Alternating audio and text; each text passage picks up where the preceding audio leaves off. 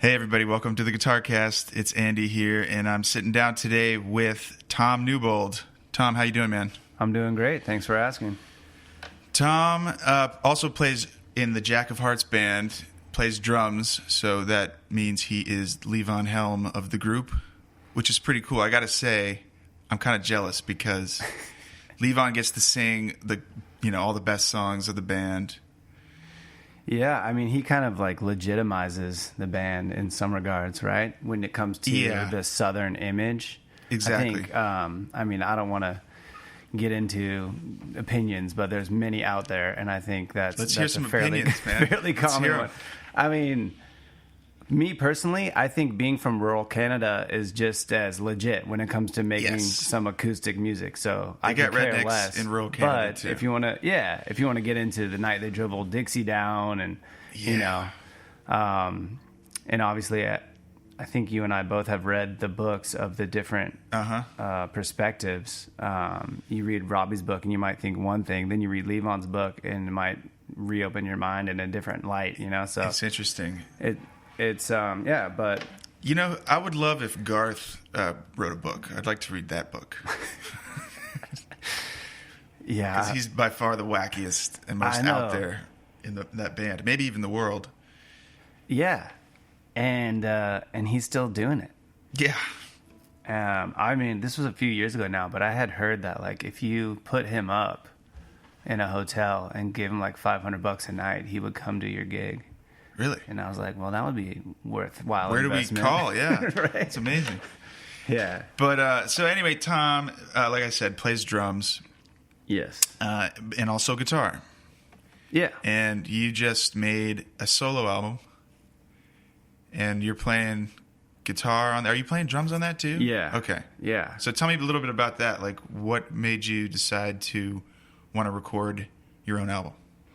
Okay, so I was in a kind of a jam band called Saturn Returns, and that was, I guess, 2011 to 2013, 14, and I was one of the songwriters. There was three main songwriters that were really like the guys were kind of like formed the band, and then it's funny actually. Greg Cahill from Jack of Hearts was supposed to come out and try to play keyboards with us. And something came up last minute, and he couldn't come. And this other guy came in. Greg was going to play keyboards? Yeah, because he was like, Greg kind of goes through some phases. I think like he was playing pedal steel in a band I was in for a while, but I think he decided like it's just too much. Kind of like not unlike Jerry Garcia even decided like it's too much to try and focus on all these different things. So he kind of like stopped. But at the time, he was playing a lot of keys, and he was thinking that being in the band could be really good for him. And, so he was going to come out, and who knows if he would have wanted to do it or anything, but he was going to come out and play, and he didn't. And then the other guy who ended up showing up that night ended up being in the band. And I'm not sure how into it that other guy ever was, really? But he was there. So anyways, the other three of us, back to what I was supposed to talk about, were the songwriters. It was the bass player, the guitar player, and myself on drums. And like some of the songs I had been writing for a while. I took songwriting classes like at Santa Barbara City College, and I studied music in college. So some of the songs I had, and then in that band, some of the songs for this record were like left over from that band. They made it into like maybe some like YouTube videos, but they never got recorded. They were kind of like going to be on the second record that never happened. Right. That was one of those bands, when a band like no one really says anything, but it just like kind of stops. Yeah. It was one of those. Sure, that happens to a lot of bands. The mutual dissolving or nothing whatever. on the calendar forever. Yeah.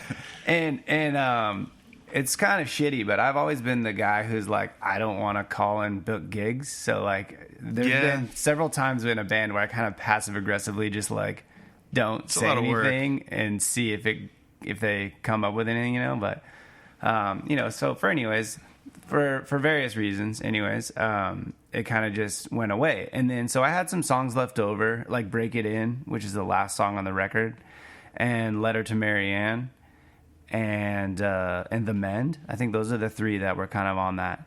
And then Tumbling Down actually is on that record, but it's a big, heavy version. And to me, it was always supposed to be more kind of like Dead Flowers by the Rolling Stones. That was kind of always the vibe I had for it. Actually, when I first wrote it, I was singing it in like more like a Johnny Cash, like deep voice, you know? It kind of had this funnier, like deep country sound to it. But anyways, so I just decided I wanted to do it. And it's kind of like a lifelong dream too, like not to be famous or to sell 1 million copies, but just to like create it and have it be there. And, you know. No, I think that's really cool. I think, you know, for me, the idea of making a record was always this, I kind of put it up and made it this like big, huge deal, when in reality, anybody can make an album. You know, you write a few songs, you find somebody to help produce it and record it, and, you know, you can have that thing. And it's way easier even nowadays, with recording being so much easier, more accessible, and then you can get your music out there on all the various platforms basically just overnight. Yeah. It's incredible. And Spotify and iTunes I think and part of stuff. that might be like, because I feel like, at least when I was a kid, maybe you share this experience. Like, I feel like watching all these documentaries and things, like seeing like the Beatles all like get out of their cars and like slip into like a secret studio in London. It was like, you know, this dream to like go to this studio and like everything is going to be so fancy and cool, and like the instruments are going to sound insane. And then one day you kind of realize, like, no, I have to create all of that. And it's then very much a lot of trial and error, a lot of like just messing with whatever gear is available to find something.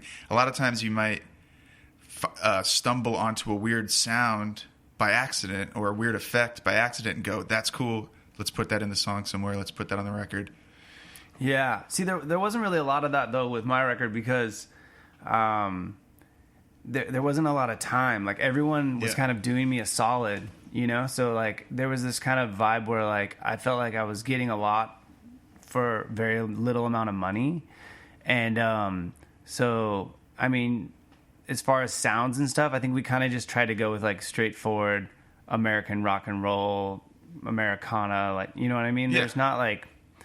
I play acoustic guitar and I play the drums, and then I was like there watching and talking about stuff. You know what I mean? But there wasn't a lot of like live rehearsing the songs and like tweaking the vibe and like, you know, coming up with tones. Yeah, you had you had a vision of what you heard in your mind, and had the players and everybody basically do that. Because I noticed there's a lot of there's a lot of electric guitars on the album and acoustic. Some pedal steel, or is it steel, or is it, there's some dobro on there for sure? Yeah, so if I could afford it, I would have put pedal steel on everything. Yeah. But the guy who played it, Marty Rifkin, he plays on like, he's actually on Wildflowers, and he's on like Bruce Springsteen, Ghost of Tom Joad. He's on like all this phenomenal stuff. And I met him at Dylan Fest. Oh, cool. And he's such a nice guy. I just, you know, kind of threw him an email, said, hey, I know, like, you know, you're worth way more, but this is what I could do. What do you think about this much money for 2 songs? And he was like, you know, and I was like, we'll send them to you. You can do them at your home studio and send them back. And he was super cool about it. And he was like, you know, let's set it up though. I want you to come over. So I came over while he recorded, and we talked about it. And yeah, so there's pedal steel on 2 tracks. And then I just love slide guitar in general. So there's dobro on 2 tracks, and then there's a little bit of lap steel, which kind of was like filling in this section that was like at the end of a solo section. I was originally thinking it was going to be organ, but he didn't realize I wanted a solo there, so we threw in this lap steel. Fill it with something. Yeah.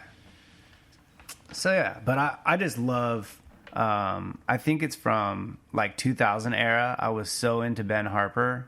Oh yeah, and like all that's about, definitely a big but all like the lap sound, the Weisenborn and the lap steel was like, you know, if I went to the concert, I was just waiting for him to pull out the lap steel like the whole time. Obviously, also the singing is phenomenal, and you know, and he's a, you know, positive.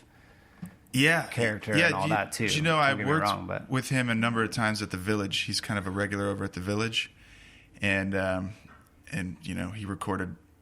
I heard him playing a lot of lap steel in those sessions, and then there was a time when he was coming to the Get Down Boys Sunday residency at Bigfoot West, and he was coming in for 6 weeks or something in a row, just kind of hanging out, listening, and liked the band, and like, you know, liked some of our songs and stuff.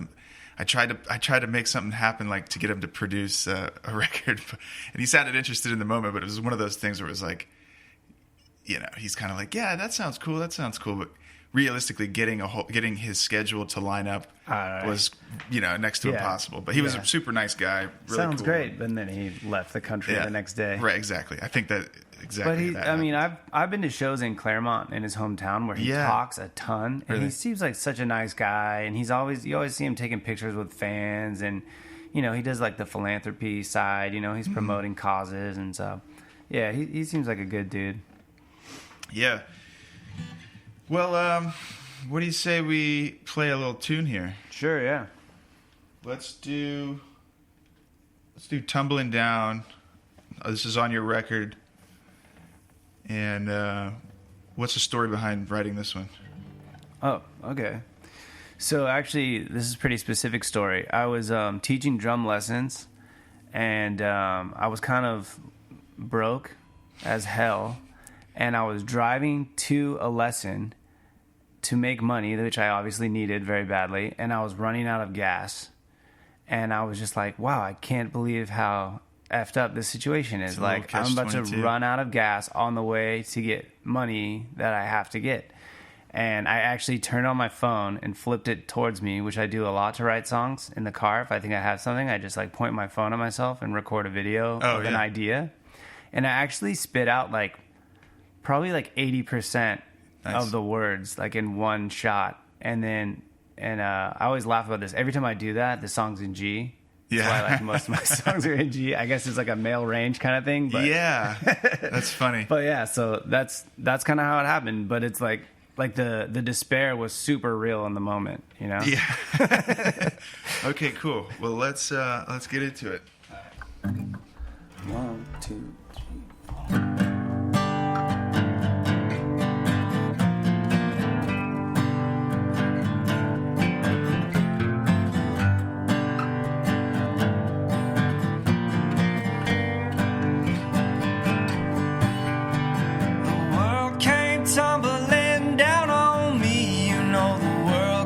Tumbling down, everything was going so swimmingly until the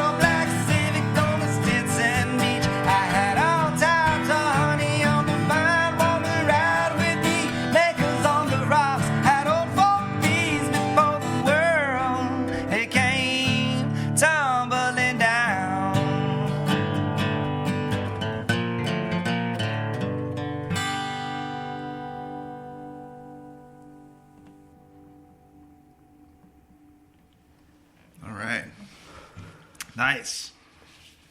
I can just feel the desperation of being stranded on the freeway. There's no money. Oh man, I can see it in my mind. Cursing your music teachers. Sepulveda Boulevard in Westchester. Shit, man. I mean, it worked out fine. I made it to the house. Yeah.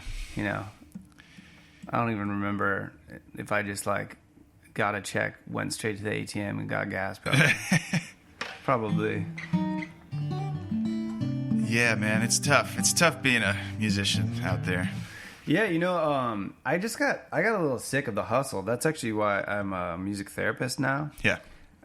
Because I got sick of the like getting students, keeping students, driving to students. Keeping students is the tough and part. A drum teacher that drives around is pretty ridiculous. You gotta haul your drums everywhere. No, I would just like show up with a stick pad. Yeah. And teach these kids.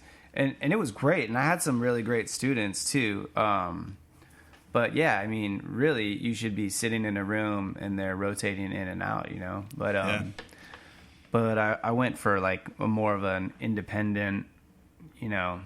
I didn't want to pay anyone anything because I didn't feel like I was going to make enough anyways. If you rent out a lesson studio, you're basically just paying. The students are just paying for your rent there, and it's just kind of. It's hard to make any actual profit on that. Yeah. Which is kind of part of why I play guitar too, because everything about drums is a little more difficult when you're living in like an apartment lifestyle. Oh yeah, you man. know what I mean? Oh god. You can't just sit on the couch and practice drums while your friends are watching TV. No, and but if you got an electric guitar, there's not a good time of day or night to be playing in an apartment playing drums. Yeah. Because you can hear it. I mean, it's even when you're impossible. in a house. It's like we always rode the 10 to 10 rule. Was always like the band houses I've lived in. But yeah, man. I remember. Now I love playing drums too. I grew up with a drum set. It's a lot of fun. It's kind of like getting a workout. You know, put some headphones on, play some music, and play along with it. But if you don't have if you're going to drive people nuts playing drums, it kind of takes the fun out of it. Well, yeah, and it makes you like in your head too, where like you know how loud it is, so you want to like be playing well, which is not really conducive to learning new stuff. Yeah, and practicing exactly. I feel that way. Like right now, I'm learning a banjo. Also, kind of a loud, you know, kind of obnoxious sound, and like. But when you're practicing, it's not beginner violin, but yeah. That I went through that too. But you know, you're practicing. Oh, that's right. When you're practicing anything, you got to slow it down, and you have to play it over and over and over and over and over again. Mm-hmm. So anybody who's listening is just like hearing the same wretched plucking and twanging just over and over. Yeah, and it makes me at least kind of self-conscious, and then I'm not learning anymore. I'm not practicing, you know. Yeah, you're like playing the, you know, Cripple Creek, playing whatever you know over and over again. That you learned. Yeah. Well, cool. You want to let's do another song. Sure. Petaluma Purple. What's the name of this one? It sounds like weed. I know. You know what's just funny? So I'm from Petaluma, which is in Northern California, which is actually Sonoma County, which is right near the fires. Oh yeah. Petaluma wasn't really burned. There was parts on the east side, actually, right by where my wife's family farm is, which got scary. But most of it was just to the north. But there was a lot of you know, not refugee but shelters. There was a lot of like people coming down and coming to the hospitals, and so it's right up there. So, anyways, quickly I'll just say that. I'm donating 20% of any money I make off the album for the life of the album to some form of Sonoma County, Napa County fire relief. I'm figuring even in a few years from now, there's going to be, you know, there's always going to be need, and I'll find something, whether it's, you know, the local VFW or whatever I can find that needs help. So anyways, that's cool. I'm from Petaluma, and the high school color of Petaluma High School is actually purple. Gotcha. So so to me, I was like, all I thought was like, no, this is actually about the sky. It's about like a color of sky, a specific kind of night in the fall. and it's not about the school, it's about the sky, right? And then everyone is like, oh yeah, it's about weed. And I'm like, oh my God, how did I miss that? And if you listen to the never words, crossed your mind. And if you listen to the words, it totally sounds like it too. It's like green clouds and purple sky. So actually, it's more like a silly. It's well, in one way, it's a tribute or like a nod to. I don't know if you know the song "Passenger Side" by Wilco, which is it's very obvious at the very end. I'm talking about the passenger side, but it's like a song that my best friend Josh and I we sang it at my wedding, like the pre-night party, and it's just a song that we love, and it's about like high school partying silliness. So Petaluma Purple is really just about like there's these kind of like, I think it happens all over the Pacific Northwest. It's not really a Petaluma thing, but there's this like type of fall night where the sky is like a maroonish color and the clouds are kind of green. And that's typically in the fall in high school when we just drive out, you know, these extensions of this like Ice T extension. There's a place called Googlemetti's. There's the Rock Quarry, and we would just all park and get drunk on the side of the road. So that sounds like high school, man. That sounds like high school to me. I mean, small town, right? Maybe not everywhere, but no, I think that's everywhere. Rural for sure. I think that's so. Yeah, it's cool. That's what it's about. All right. 1, 2, 3, 4.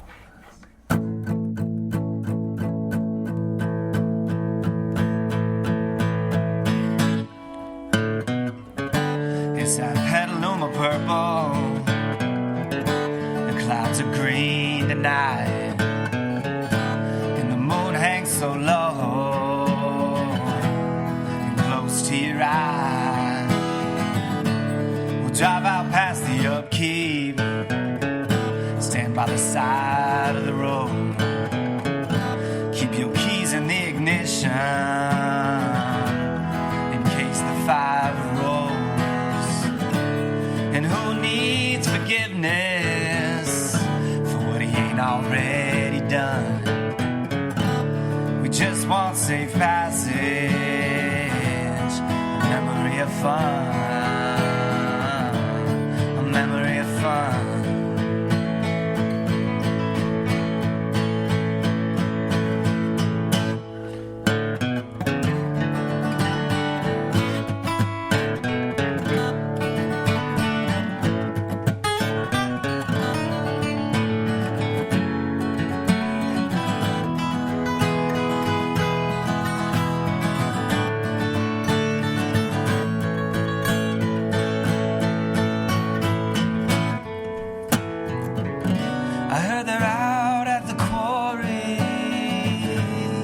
That's alright, 'cause the mood is easy